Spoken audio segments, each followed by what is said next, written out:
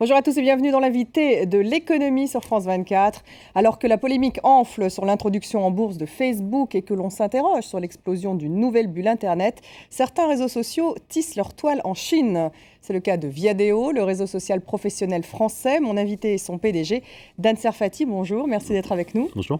Alors Viadeo, pour ceux qui ne vous connaissent pas, c'est 45 millions de membres. C'est un réseau social professionnel et français. Vous êtes en fait une sorte de concurrent de LinkedIn, l'américain. C'est un réseau social finalement qui rapproche les offres et les demandes d'emploi. Et vous venez de vous installer en Chine. Vous étiez à San Francisco. Alors pourquoi la Chine s'imposait-elle à un réseau professionnel français de 40 millions d'adhérents? Bon, parce que c'est vrai qu'on est un réseau professionnel français, très fier de l'être d'ailleurs, on créé en 2005 sous le nom Viaduc. Et ce qui en dit long d'ailleurs sur les ambitions internationales qu'on avait à l'époque, parce que si vous essayez de dire Viaduc en anglais ou en italien, ça sonne pas bien du tout. On a changé ça Viadeo face au succès. Vous l'avez créé avec des amis, enfin c'est un petit peu l'histoire qu'on retrouve souvent dans l'internet. Tout à fait, 3 copains, on part d'un truc qui n'a rien à voir, un club d'entrepreneurs, et puis on lance Viaduc. Et puis, face au succès qu'on rencontre en France, on se dit, tiens, on va essayer de dupliquer ça à l'étranger avec des ambitions internationales. Donc on change de nom, on devient Viadeo, et on se fixe comme objectif des zones géographiques bien définies, qui sont le sud de l'Europe, donc France, Italie, Espagne, où on est aujourd'hui très bien implanté, et puis les pays émergents. Et parmi ces pays émergents, évidemment, le premier d'entre eux, la Chine. Et donc, très tôt, en 2008, on fait une acquisition en Chine et on rachète le leader local qui s'appelle Tianji. Voilà. Et c'est comme ça qu'a démarré, quelque part, notre aventure chinoise, avec, bien sûr, les métriques qui sont les mêmes que tous les gens qui font du business aujourd'hui. Quelles sont les spécificités justement du marché chinois? Est-ce que vous proposez les mêmes services qu'aux Français? Non, c'est ça. La spécificité du marché chinois, c'est que, et au-delà des raisons politiques qu'il peut y avoir et qui font que bien sûr il n'y a ni Facebook ni Twitter, mais même au-delà de la politique, c'est un marché qui est très particulier. Et on a bien étudié ça avant d'y aller en se disant est-ce qu'on y va tout seul? Parce qu'on aurait pu y aller comme Viadeo, sans faire d'acquisition. Et on a vu les histoires d'eBay, d'Amazon, de Microsoft. Avec la censure aussi qui est tout de même... La censure, bien sûr, mais même au-delà de ça, sur des métiers comme les job boards ou bien les sites de e-commerce comme Amazon, eBay, qui est de l'achat-vente, c'est ça, d'achat en ligne, il n'y avait pas de raison que ça ne marche pas. Et en fait, ça n'a pas marché. Tous ces gens-là se sont plantés. Vous avez tiré tous les leçons de géants. ces échecs avant de vous lancer? Exactement. Ouais, c'est vraiment ça. On a regardé pour essayer de comprendre pourquoi ils ont raté. Pour vous, c'était quoi justement la clé? C'est quoi la clé du succès en Chine? Ce côté culturel. Cette spécificité culturelle, et particulièrement dans un business comme le nôtre, Viadeo, qui quand même, c'est du réseau social professionnel, où c'est tellement différent la manière de réseauter dans les différents pays. L'exemple qu'on a toujours en tête, c'est celui de la carte de visite. En Chine, on donne une carte de visite à 2 mains. Aux États-Unis, la carte de visite, on la jette sur la table et on dit qu'est-ce que c'est justement le Viadeo à 2 mains, qu'on donne à 2 mains? Le Viadeo à 2 mains, c'est par exemple que, vous savez, sur les réseaux sociaux professionnels, il y a ce bouton rentrer en contact, qui est le truc de base qui fait qu'on peut redevenir first degree, un premier degré, avec d'autres personnes. En Chine, ça se fait pas, ça. Ça se fait pas comme ça. Donc comment crée-t-il les contacts? On va doucement, on prend le temps, on a des forums, des groupes, sur lesquels les gens se rencontrent, discutent sur des thématiques particulières, ils échangent des articles, ils se pitchent, et ils font « Salut, hey !» Mais on ne devient pas en contact, c'est juste « Hey, how are you ?» Et ensuite, le contact se fait. Donc, et je dirais que tout l'aspect, l'ergonomie du site est extrêmement différente de celle de Viadeo, donc notre site international. C'est un site complètement séparé d'ailleurs. Et ça prend beaucoup plus de temps finalement pour créer un réseau. Alors, oui, les mêmes services. Aussi, nous, l'explosion en Chine, elle s'est faite en 2011. C'est pour ça d'ailleurs que je suis allé m'installer en Chine mi-2011. Parce que vous êtes à Pékin maintenant. J'habite à Pékin, tout à fait. Ouais. Et ça a pris le temps. On a acheté en 2008.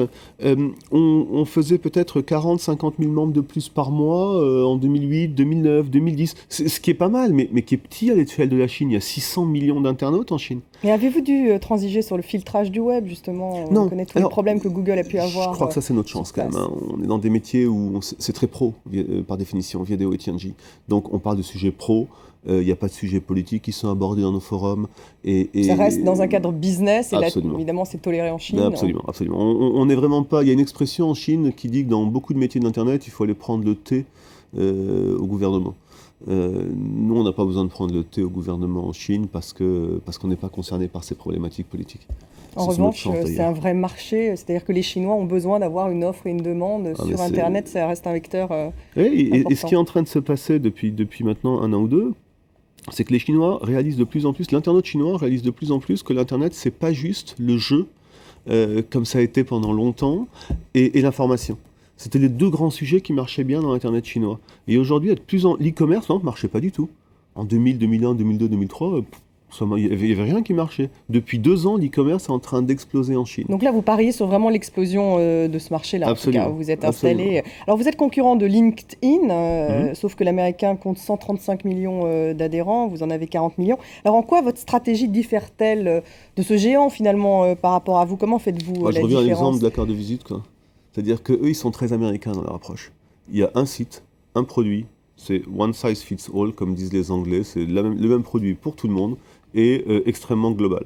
Nous, on a eu une approche multilocale, c'est-à-dire essayer de s'adapter à la culture, comprendre la culture de chaque pays où on va, et dans chacun de ces pays, on cherche à être le numéro 1. Je dirais que la position numéro 1 mondiale nous intéresse peu en soi, parce qu'il y a tous les pays où on n'est pas, ne nous intéressent pas. Par contre, on veut être numéro 1 dans les pays qui nous intéressent, c'est-à-dire la France, l'Italie, l'Espagne, la Chine, la Russie, l'Afrique, etc., etc. Et là-dessus, c'est ce pari qu'on est en train de réussir. Grâce à cette approche multilocale. Alors vous étiez censé, d'après ce que j'ai lu, entrer en bourse, et puis vous avez repoussé cette entrée en bourse de 18 à 24 mois. Pour quelle raison, Dan Sarfati? On s'est dit que, on a eu évidemment le sujet de la discussion en début 2011, parce que notre copain américain LinkedIn s'est coté en bourse en 2011. Ouais. Il y avait plein de sociétés chinoises qui se sont cotées en 2011. Vu notre métier et notre positionnement géographique, on avait toutes les raisons de le faire. Et puis, on a eu un conseil d'administration à ce moment-là et on a pris la décision de ne pas le faire et de reporter ce que vous faisiez allusion. Pour une raison simple, on veut continuer à se concentrer sur la croissance. Or, quand on est en bourse, il y a une pression des marchés sur le résultat, sur le profit, sur le bénéfice. Et on n'avait pas envie de rentrer déjà dans cette phase. On estimait qu'on était trop jeune pour ça et qu'on avait encore des choses à faire en termes de croissance, part de marché et continuer à investir comme on en avait envie. Et du coup, ce qu'on a fait, on vient de faire une levée de fonds. Auprès du FSI, c'est ça? Exactement. Enfin, avec d'autres investisseurs. Fonds stratégique d'investissement. Absolument. Une levée de fonds de 25 millions d'euros, qui est la plus grosse levée de fonds française des 5 dernières années, une des plus grosses en Europe. Et justement, dans cette logique-là, c'est de se dire, on veut continuer à investir, on veut continuer à grandir, on ne veut pas de pression des marchés, donc on veut continuer à le faire comme une société privée.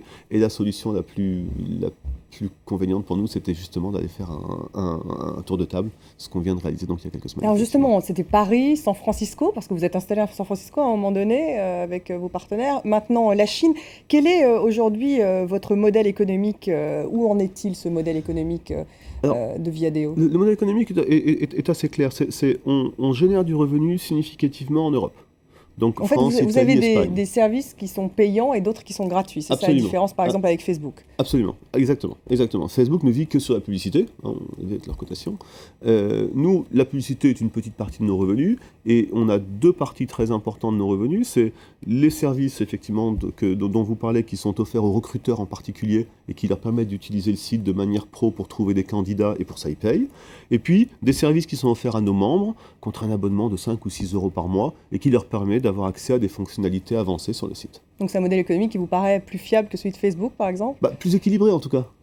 Plus équilibré. Parce qu'il y a une rémunération d'un service. Parce qu'il y a une rémunération de professionnels, d'un vrai service, et que la publicité, qui est quand même extrêmement cyclique, on le sait, n'est qu'une partie, ne représente qu'une partie de nos revenus, moins de 30%.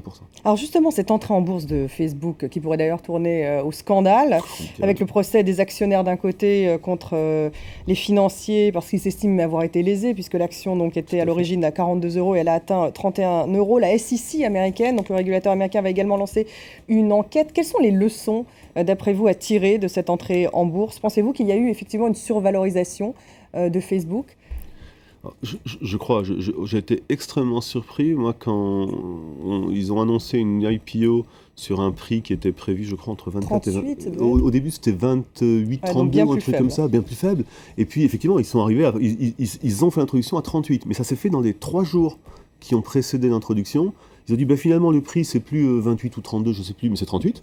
Et puis, au lieu de mettre 10 milliards sur le marché, on va mettre 16 milliards sur le marché.